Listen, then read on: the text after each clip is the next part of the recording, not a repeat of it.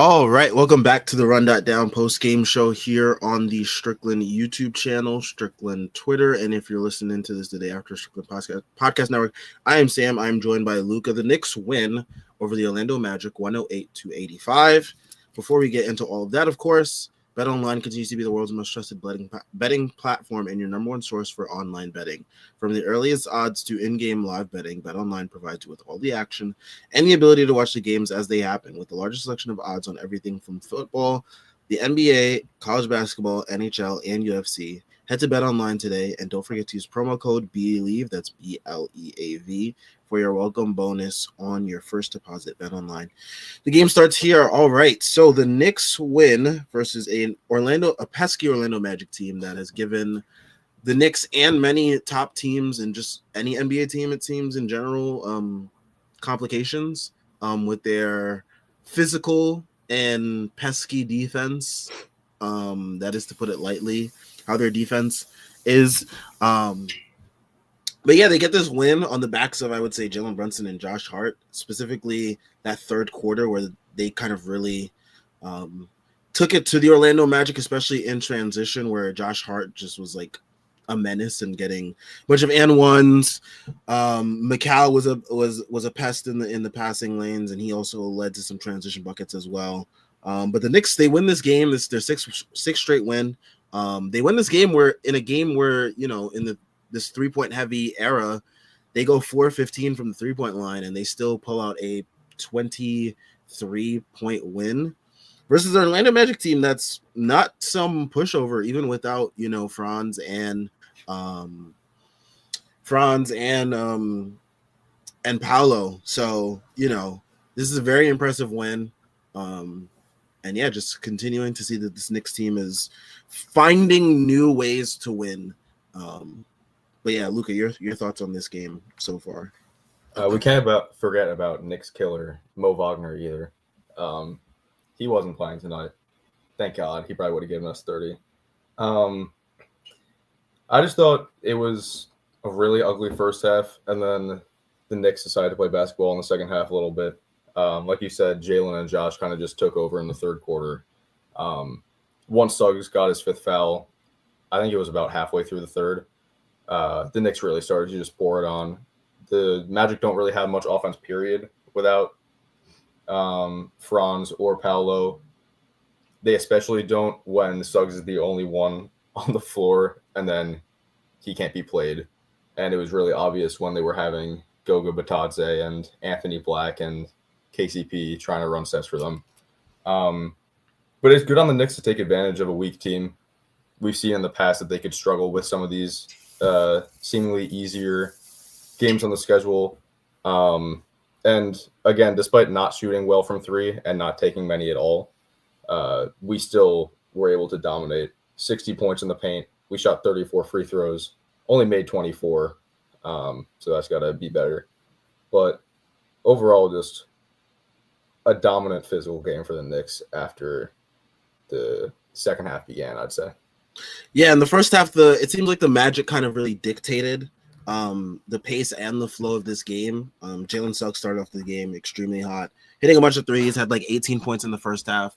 Thought it was going to be one of those games where like Jalen Suggs scores like 35 points and, they like push us to like the brink of like, a buzzer beater finish or something like that. Goga Batadze was really having his way in the paint as well in the first half.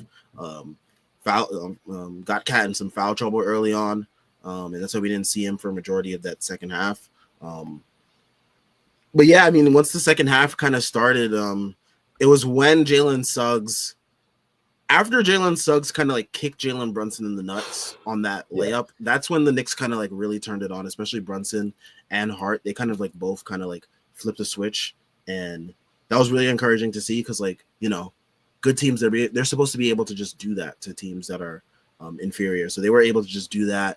Jalen Brunson came back down, I think, right after that possession and got an and one of himself. And then from there on, it was like him and Josh Hart, they dominated. I mean, Jalen was getting buckets and finding guys open. And Josh Hart was just flying around the court. Got a bunch of transition buckets, as I mentioned in the intro. And yeah, just was flying around. He finished tonight with 23, 13 rebounds, 2 steals, 2 blocks, and hit 8 out of 10 free throws. So yeah, he was just all over the place. 10 free throws is hilarious. Yeah, he was really just a presence in the paint, and that's a credit to him just being everywhere.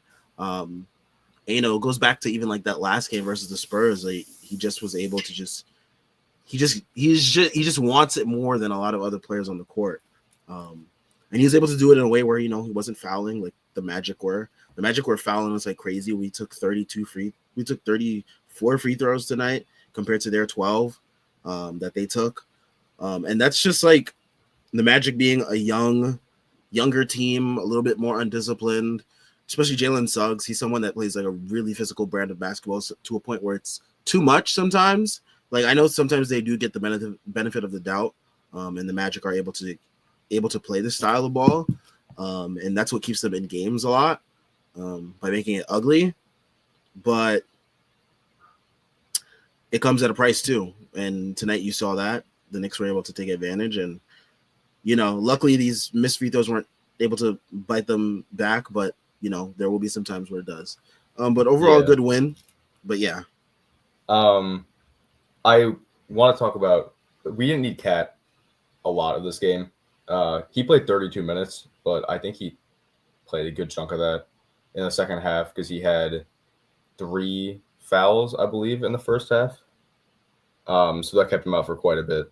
But it's really good to just see us dominate a team without absolutely torching them from 3, like we've seen them do so many times this year. Like I touched on earlier, like we've been saying, 34 free throws is great to see. You got to hit more than 24 of them. Can't be missing 10. But the Knicks were just getting whatever they wanted in the paint. And, I mean, they don't lack good defenders still without Paolo and both Wagners. Suggs is a good defender. Batadze is a good defender. KCP, Anthony Black, Wendell Carter, John Isaac. Trevelin Queen has been playing more. He's also a pretty good defender. And nobody was able to do anything. Like you said earlier, once Jalen got kicked by Suggs, he kind of just went into that mode, went to attack mode, got to the hoop with ease. And with the spacing that the Knicks have, they do have this versatility offensively where they can beat teams a bunch of different ways. And we don't even necessarily need to be shooting the 3 well to do so, at least against the worst teams, I'll say.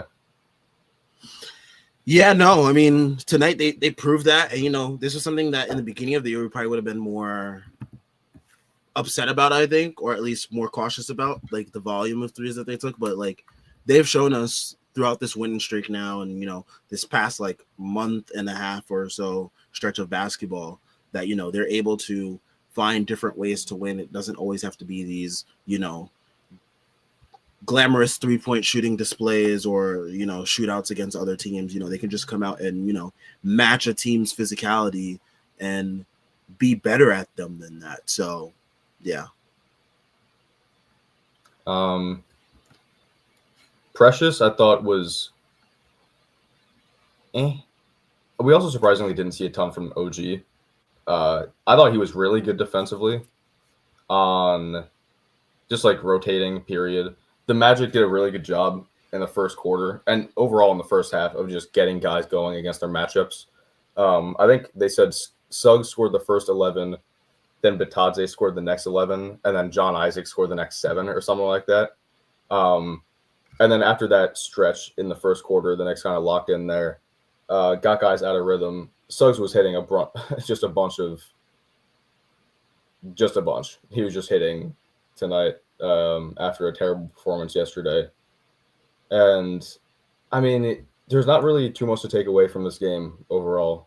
It's kind of just elite team beats up on a young, offensive-less team that's down their 2 superstars or stars. Yeah. It's a win you like to see, man. Easy second half, not really a ton of stress. Only stress comes with the ref annoyance, but that happens every time we play the Magic. Yeah. And I think we're 3-0 against them now this year. I believe so. One thing of note, in this game, Shamit kind of joined the main rotation in this game. Had some good showings on both ends. Defensively, was able to bother Tristan Da Silva. Was able to poke the ball loose from him a couple times, forced a turnover, forced multiple turnovers actually, and he was able to hit a 3, and he got a layup as well off of a nice dish from Campaign. So I think they're like trying to slowly integrate him, knowing that he's coming off this dislocation of the shoulder, the rehab and all that. So they're probably going to slowly integrate him into this rotation, and we'll see how his role changes as the season continues on. Yeah, definitely. He played 10 minutes to Campaign 7, so I wonder if that's going to be what we see as Shamit gets healthier, or at least more conditioned. Because I know Tibbs really likes the Deuce Jalen lineups this year, and he should, because it gives the Knicks a ton of versatility. It lets Jalen play off ball. Deuce is a good enough offensive threat in his own right. But I'd hope to see it stretch out the rotation instead of Campaign being cut. I think he gives us good minutes. Offensively, definitely, in spurts. He can get hot at any time. And defensively, he just tries his ass off, so he's playable. But what do you think about... Do you think Shamit will get a majority of the minutes over Payne to begin? Or do you think Tibbs will stretch the rotation? I think the last 2 games, like, he just hasn't been pleased with Campaign, and he's like giving him a short leash. So I wouldn't put too much stock into it. But we'll see. I think Campaign will still, get, like, if Campaign's rolling, he'll play. So I don't think that, Tibbs will phase him out completely. But yeah, I'm not too concerned with it. I think that, I think Thibs would like to, I would like for Thibs to have a 9-man rotation as we did last year. It would definitely help with the Mikal Bridges playing 40 plus minutes every night, which he did once again today in a game where we won by 23. So, but yeah, I mean, OG played, significantly less minutes today. And you're wondering, how does that correlate? But yeah, you're just hoping that Thibs is willing to go back to the way things were last year with a 9-man rotation and, things of that sort. I do think OG picked up his 4th foul pretty early in the second half. And then when he came out, the Knicks kind of just started rolling. So I'm hoping it's not anything otherly related, the minutes. Yeah. I mean, we'll have to see. It's not elbow tape gate like it was last year. Yeah, that definitely was not fun at all. All right, let's get to some comments here. Shout out to everyone that's in here leaving comments. HP Sharp says good win, but you got to attempt more threes than that. I agree, but I'm also not mad at it because they're showing they could win in different ways. So I'll take it in that way. But yeah, I won't be too mad at it. Yeah, 60 points in the paint. That'll play most nights. I mean, that's how you can just beat bad teams. Just exploit their weaknesses. Jordan Bub says the Knicks are 8-0 and they hold their opponent to less than 100 points this season. So, defense, the Knicks defense, I think, has been quietly trending up this last couple of weeks. I don't know where they're at currently in terms of defensive rating. I think they were about like 13 or 14th in it on the season so far. And in the last couple of weeks, they've been like top 10-ish, I think. I think they're top 10 since the opener against Boston. Okay. That makes sense, actually, because that game was absolutely brutal. Yeah, we got torched in that game.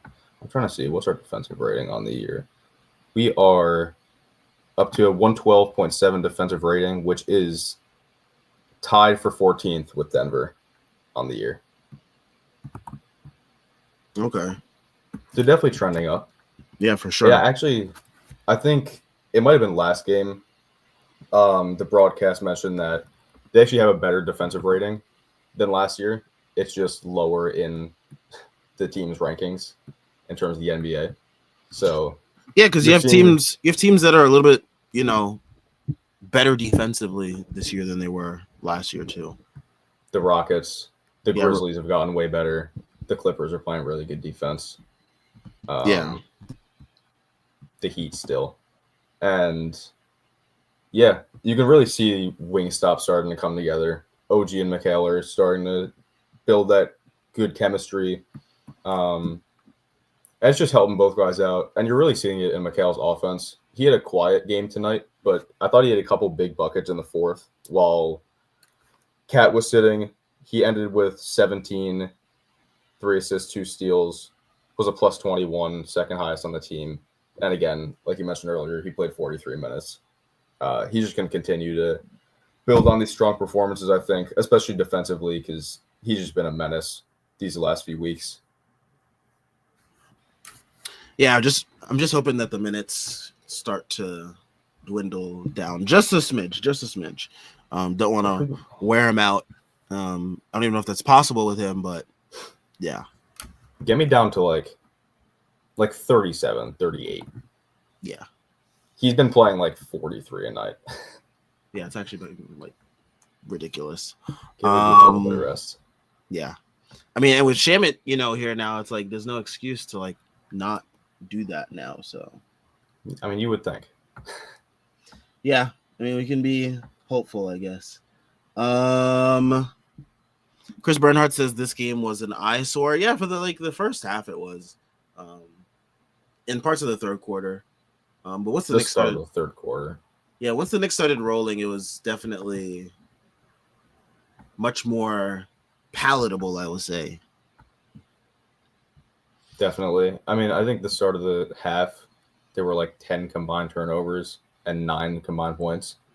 But once we got a couple stops in a row and got the lead out to 5 after Mikal's first steal of that sequence, the game was pretty much over from there. They take Suggs out. He picked up his 5th at some point in that stretch, and then Jalen and Josh just took over. Yeah. Jordan Bubb says the Knicks went on 4 made threes for the first time since 2016. That was before the whole NBA 3-point revolution, too. It was just the start of it, I guess you could say. Yeah. And that was when the Knicks were like super prehistoric basketball. Yeah, those were definitely days. I don't know if those were the days, but definitely better now. Yeah. He also notes that the last game that the Knicks won, when taking 15 or less 3-point field goals. 3-point field goals is, of course, today versus the Magic, and 2017-18 versus the Celtics and the Grizzlies.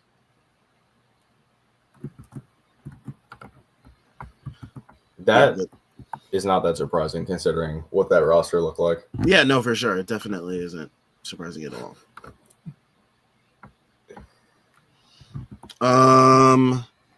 Let's see what else we got here. Ace Bouchard says that Suggs sees guarding Brunson in his nightmares.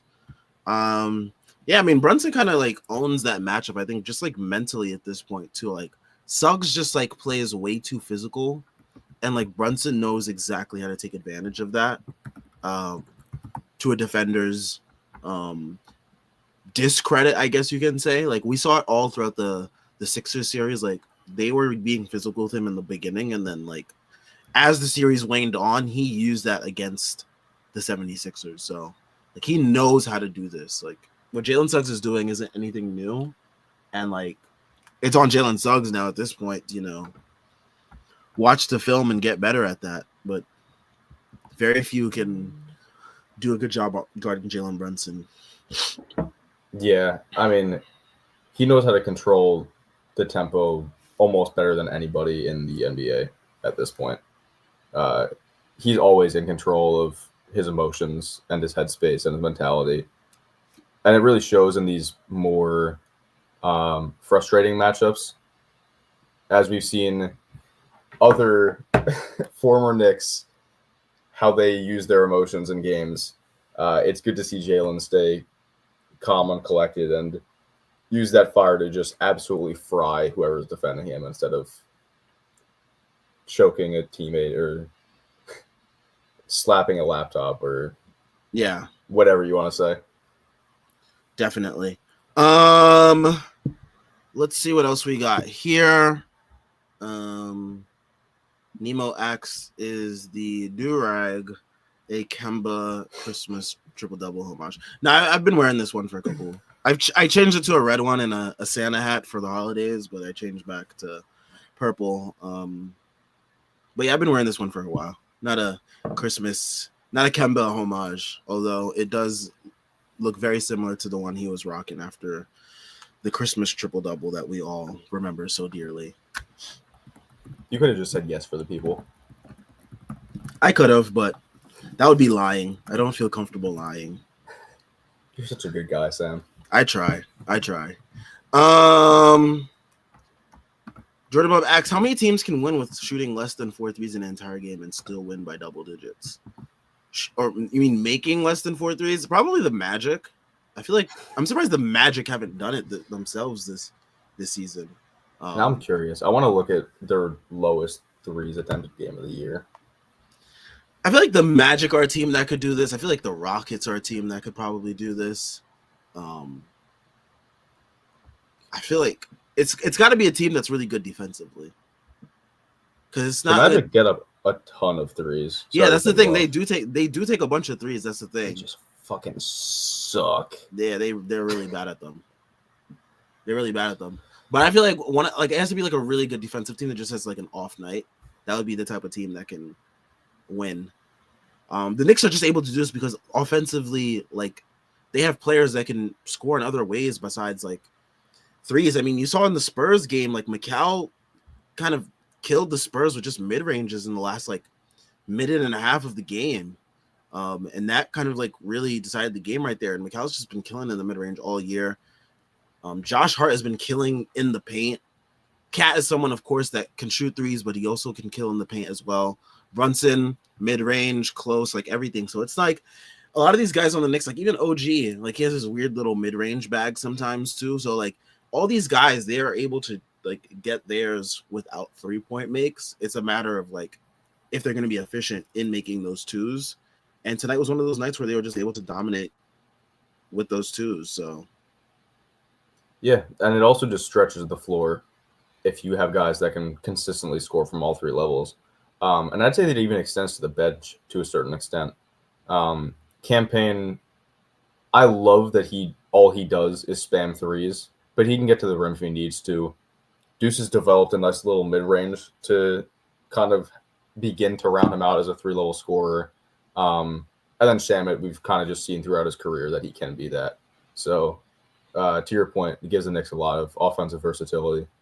And it just makes them a really tough guard. And it's not a surprise that they're a top 3 offense in the NBA with this type of output and this type of roster construction. Nah, for sure. Chris Bernard says that Jalen Suggs has that 70s NFL CTE, the one filled with steroids, booze, and painkillers. Nice. Isn't Suggs related to Terrell Suggs? Like by like a second or something cousin, something like that? I don't know. I remember hearing something on the broadcast about them being related somehow. So, I mean, that's where the CTE might, even though, they're not that far away from each other in age, You're completely right. Jalen Suggs is Terrell Suggs' second cousin. There we go. I remember someone mentioning it on the broadcast for one of the previous games. So, yep. I mean, he played football himself. He was a quarterback. So that CTE gene, it's there. Probably kicking his ass. It's there. Let's see what else we got here. Jordan Mupp says the Knicks have officially taken the season series against the Magic. 3-0 so far, with the final game against the Magic at MSG on Monday, January 6th. Oh my God, we play them again We play them in like 2 weeks. at 7:40 p.m. I anticipate that the Knicks will, win this game.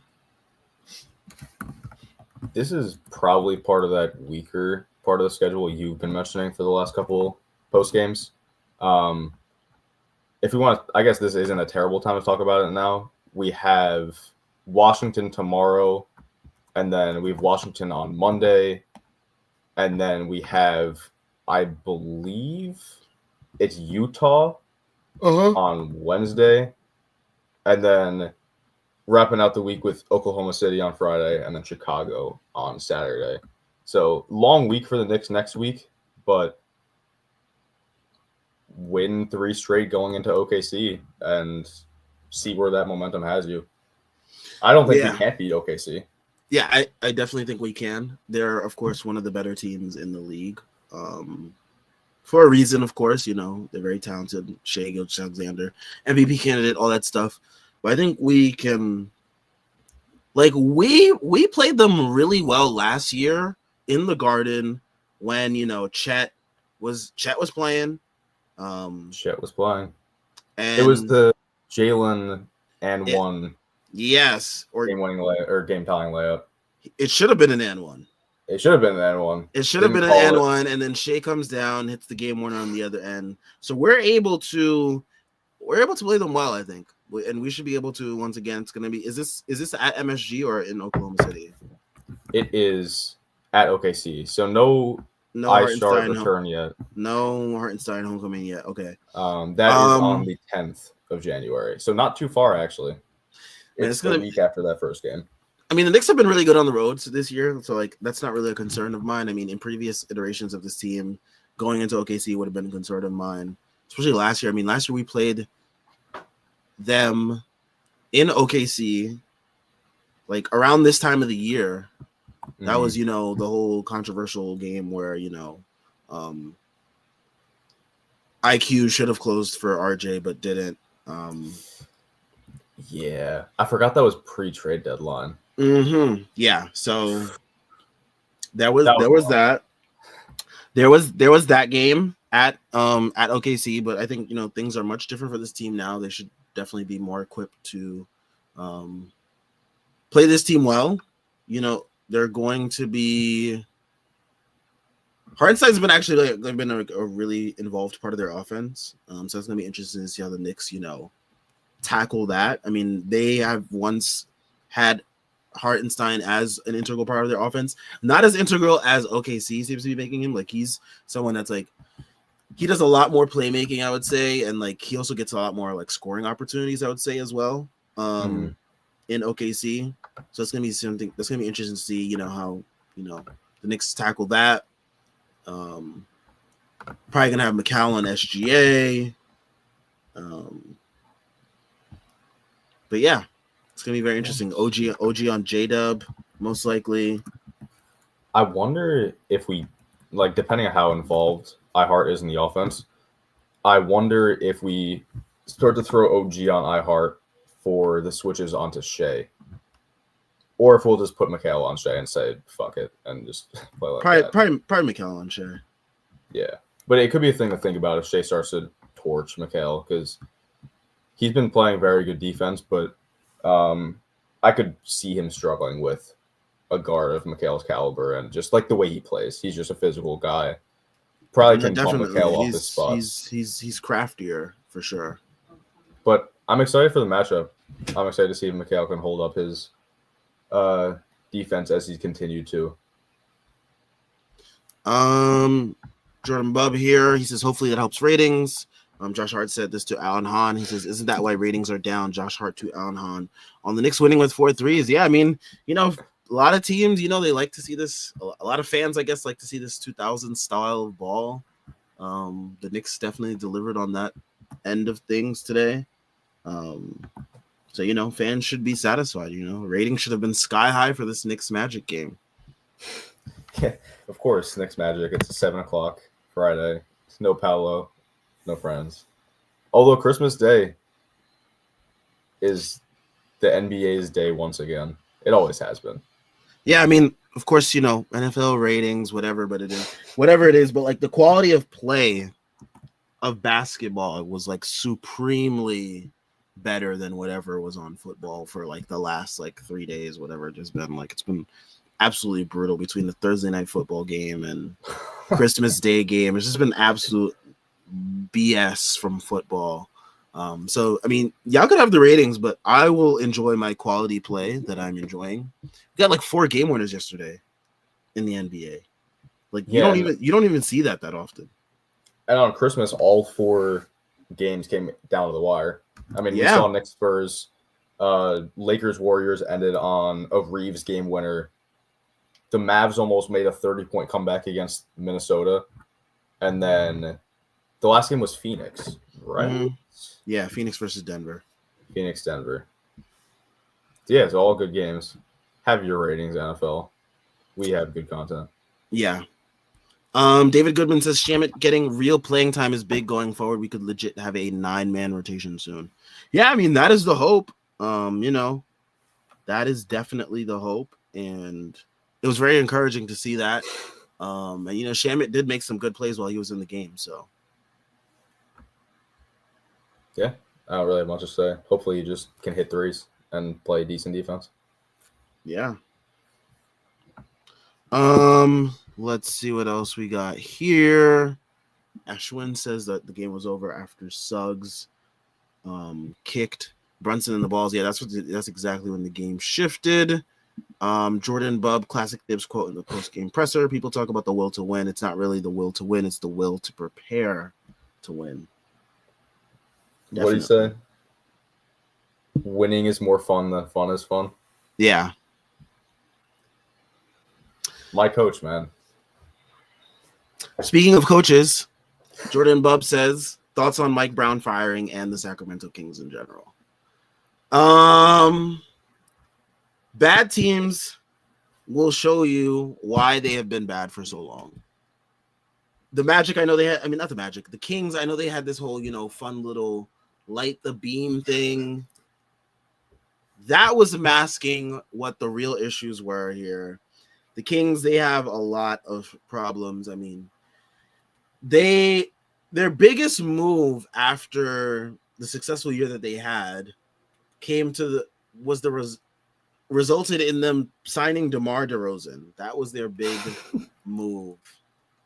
That was their big move to sell De'Aaron Fox on, wanting to extend here to Sacramento. Rich Paul gave, he gave them an ultimatum when Rich Paul steps in. When Rich Paul signs with a player, that player is going to request a trade, first of all. And second of all, you're going to be on a ticking time clock with that star player. So that's what happened with, a lot of players in the league, and that's what's happening with Fox right now.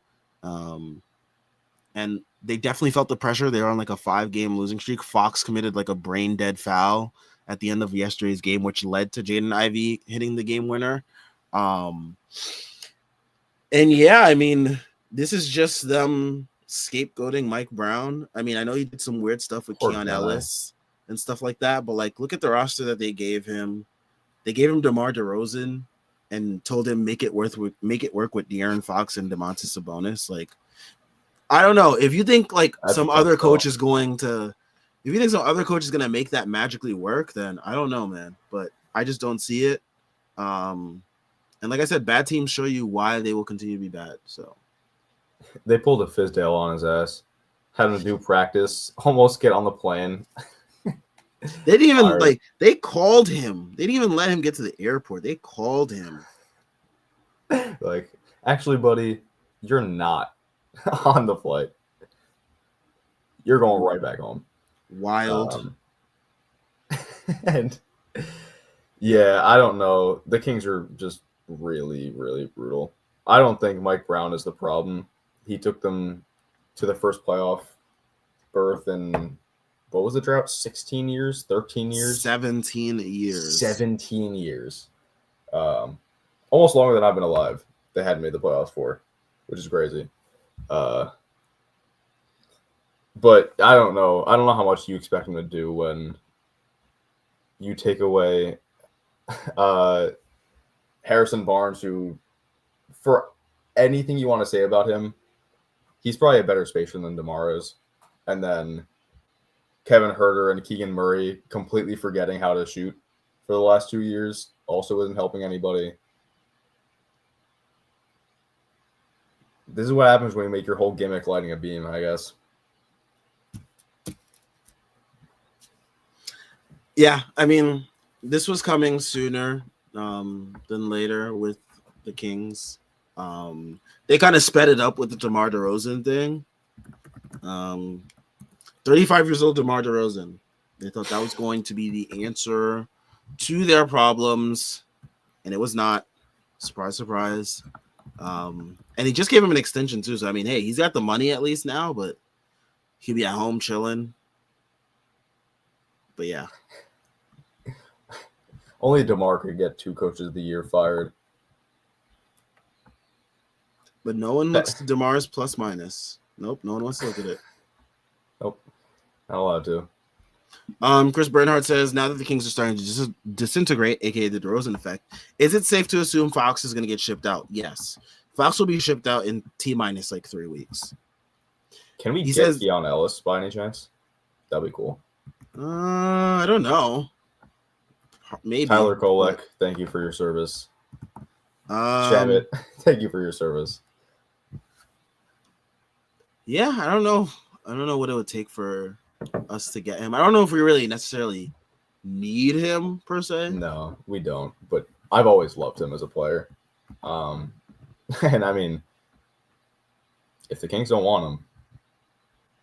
Yeah, I mean, we'll see what the new coach does with him, and who knows what Vivek is thinking, because his mind, I don't even want to begin to think about how he sees team building and stuff like that. He's obviously got still some control, because like he's the one that wanted DeMar there. I think like he was a big component in getting DeMar to the Kings. But Chris Bernhardt says he thinks the Spurs should be all over this. Fox's downhill speed with Wemby. Oof. I think they'll be in it, but like, we got to wait till Rich Paul gives his list of teams, We got to see what teams that he says that DeMar's going to sign. I mean, not DeMar, that De'Aaron Fox is going to sign with. What team realistically needs him right now? Houston. Makes them really. I mean, he's a superior upgrade over Fred VanVleet, offensively at least. Maybe Minnesota. Imagine they traded Julius. Can they do that? Do the contracts match up? I think. I mean, it'll have to be Julius plus. Because I don't know if the Timberwolves can aggregate trade him yet though. Salaries. Oh no, you're right. They're hard capped. That would be funny though. I think I saw that just scrolling the timeline today. I guess the Warriors could trade for him if they. That would be something. Steph and De'Aaron, if they wanted to take a last shot at a championship window while Steph's playing at this level. But there's not a ton of teams in the NBA that probably want to give up a ton of assets for De'Aaron Fox right now. No. I don't know why the losing teams would look to give up assets when they're trying to capture the flag. And then all of the mid teams in the NBA have point guards besides the couple that I just named. Yeah, It'll be interesting. It'll definitely be interesting to see. Let's see what else we got here. Chris Bernhardt also says, checking out the schedule from January 6th to February 8th, they don't leave the East. They don't even leave the East Coast, except for the OKC game, I guess. That's great and should help their bodies going down the stretch for sure. That's so random, actually. since Chris mentioned that OKC is the only away game or the game off the East Coast. Yeah. Possibly, yeah. Oh no, we have Utah, OKC. Wasn't Utah in? January MSG? 6th. I'm looking at the wrong time. Yeah.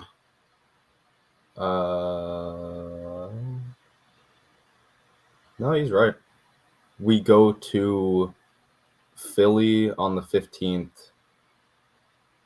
Home games. Yeah, our next far away game is the 4th in Toronto, if you want to call that far, and then the 28th in Memphis. A lot of home basketball. Yeah. David Goodman says the ratings talk is nonsense. When people can find the game, they watch it. Yeah, I guess for the most part. I mean, to me, I don't really care for the ratings talk. I am just like, if the game's good, I'm gonna watch it. If not, I won't. Simple as that. But yeah, I mean, I guess what keeps me more invested in more games than other people, or more than the casual viewer, is I have money tied to some of these games, so that is what gets me watching some games that I probably normally wouldn't. But yeah.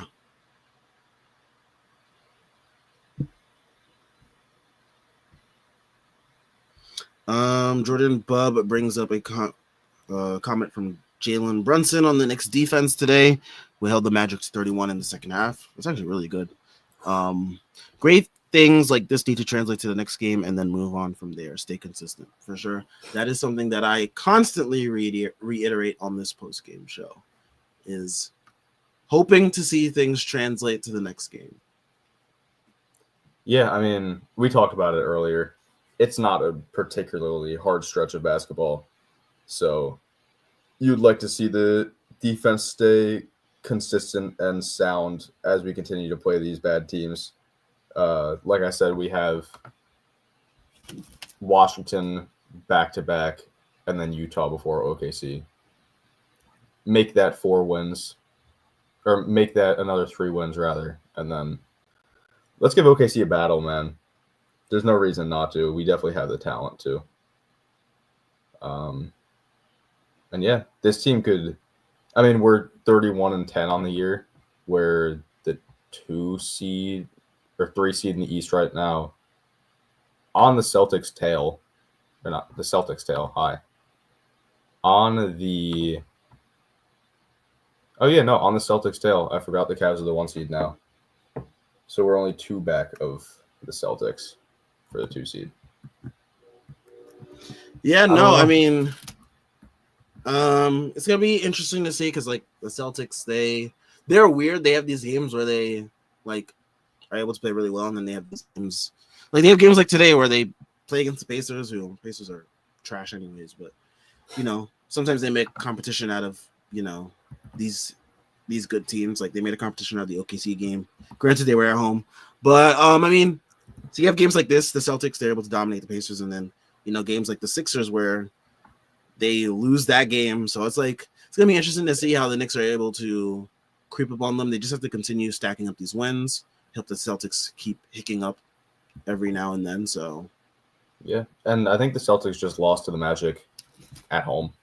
Or no, they not at home, but they lost to the Magic without Paolo and Franz a couple of days ago. So definitely beatable, especially as Porzingis is in and out of the lineup. I think that makes things a little. Porzingis being in and out of the lineup, Drew Holiday not being as consistent as he was last year for the Celtics. So there's some things to watch. Yeah, and they're still 23-8. Yeah, but we're right there, right behind them. Like you said, we're 21-10, 6 straight wins, and hopefully the Knicks take these matchups against the Wizards, who the Wizards are a bad team, of course, but they're definitely a team that they'll fight hard. Yeah, their rookies play well, I think. Buck Carrington's good. I like him. Keontae George could be annoying. Keyshawn George.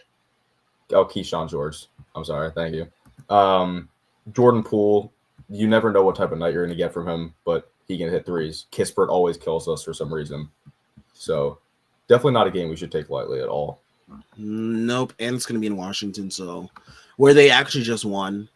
an interesting game versus the Hornets where Jordan Poole hit a game winner, one of the four game winners that we saw yesterday. But yeah. What was it?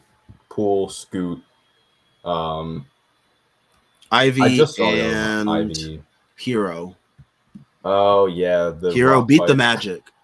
The Rock fight. 89-88 was the final of that game. I thought today's game against the Magic was actually going to end up like that because I was like, you know, I mean, the Heat are the Heat. So, like, they're their own class of whatever they're doing right now. But I thought, you know, the way the first half was going, I was like, man, this game's going to probably end in like the 90s or something. But luckily it did not. And we were able to keep them under 100 and we were able to keep them under 90. So that was very impressive too. Yeah. I mean, we talked about it a bit earlier. Defense just continues to be really solid in minutes that matter. Like outside of the garbage time, it's been pretty fucking solid the last couple weeks. Not a lot of games over 120. I mean, we gave up the last time we gave up 120 to the Raptors 2 games ago. The last time before that was against the Jazz or against the Mavericks. I'm sorry, back in November. So definitely good stretch of defense from the Knicks. Hopefully they continue that. For sure. I think we will wrap things up with this last comment here by Jordan Bub. He says, Cat says, we're doing a good job. We're scoring one of the best offensive teams in the NBA, giving ourselves a chance to win every night. We're allowed to be physical. That's when we're at our best, getting stops, turnovers. I feel like that's like him personally being like, man, I am not allowed to do shit out there. Because like the whistle on Cat is really, really tough.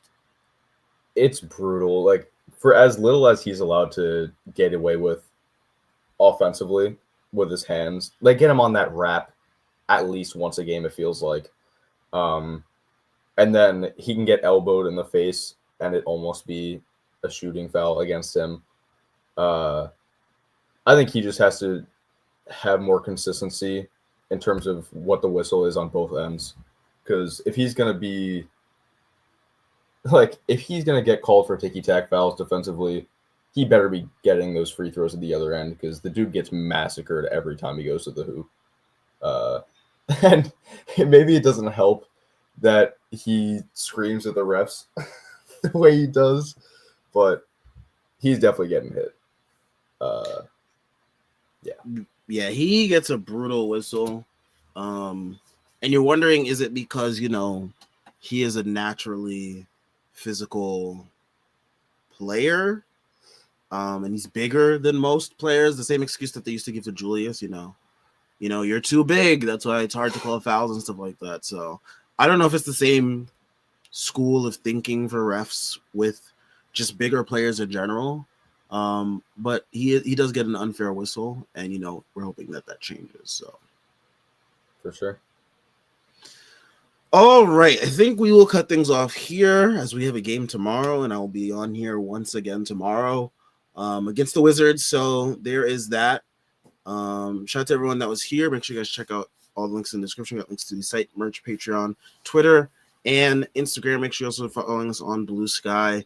And yeah, catch you guys tomorrow. Peace. Later.